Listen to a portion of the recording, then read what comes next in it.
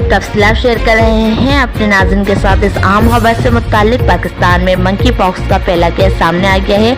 अपने नाज़रीन को इस ताज़ा तरीन खबर से आगाह कर रहे हैं। पाकिस्तान में मंकी पॉक्स का पहला केस सामने आ गया है। सऊदी अरब से बेदखल शख्स में मंकी पॉक्स की तस्दीक हो गई है। आपको ये भी बताएं कि वफाकी वज़ारत हुकाम का कहना है कि सऊदी अरब से 17 अप्रैल को पाकिस्तान आने वाले शख्स में मंकी पॉक्स की अलामत थी। मुतासर शख्स के नमूने जो है वो कौमी इदारा बराए सेहत इस्लामाबाद भेजे गए हैं, जबकि गुज़िश्ता रोज़ कौमी इदारा बराए सेहत इस्लामाबाद ने मुतासर शख्स में मंकी पॉक्स की जो है वो तस्दीक कर दी है। और ये भी बताएं कि हुकाम के मुताबिक मंकी पॉक्स से मुतासर शख्स रावलपिंडी या इस्लामाबाद का रिहायशी है।